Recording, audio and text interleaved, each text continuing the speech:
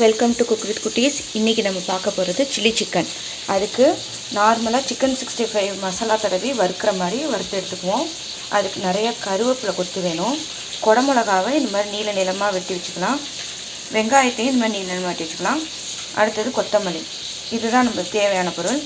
அப்புறம் நம்மளுக்கு soya sauce, chilli sauce இந்த மாதிரி எதாவது வச்சுக்கலாம். நம்ம சாஸ் ஏதாவது கெச்சப் ஏதாவது வச்சுக்கலாம். இதுக்கு ஒரு கடாய் வச்சுருவோம். இப்போ நம்ம சிக்கன் வறுத்த எண்ணெய் இருக்குல்ல, அதை வச்சு தான் நம்ம அதை செய்ய போகிறோம்.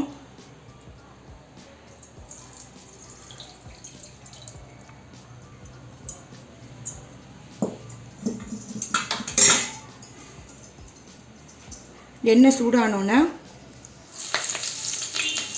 கருவேப்பிலையை போட்டு பொரிச்சு எடுத்து வச்சுக்கணும். கருவேப்பிலையை வறுத்து எடுத்ததுக்கப்புறம் இப்போ வெங்காயத்தை போட்டுக்கலாம். வெங்காயம் லைட்டாக வதங்கினோன்னே, ரொம்ப வதங்கணும்னு தேவையில்லை, வதங்கினோன்னே இப்போது குடமிளகாவை போட்டலாம். குடமிளகா ஒரு அளவுக்கு வெந்தோன்னே இப்போ நம்ம வறுத்து வச்சுருக்க இந்த சிக்கனை போட்டுடலாம்.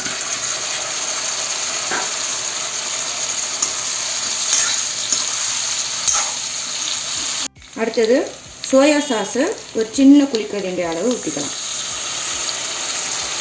அடுத்தது சாஸ், சில்லி சாஸ் எதுனாலும் சாஸ் வந்து ஒரு சின்ன குழிக்கரண்டி அளவு.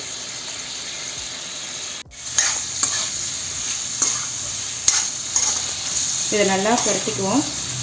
முடிய போது ஷைனிங்க்கு சர்க்கரை ஒரு ஸ்பூன்,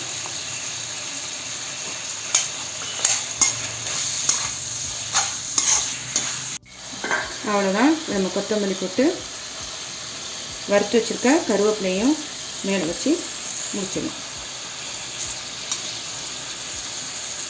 பாய். தேங்க்ஸ் ஃபார் வாட்சிங். மறக்காமல் லைக் பண்ணி கமெண்ட் பண்ணி சப்ஸ்கிரைப் பண்ணிடுங்க ஃப்ரெண்ட்ஸ்.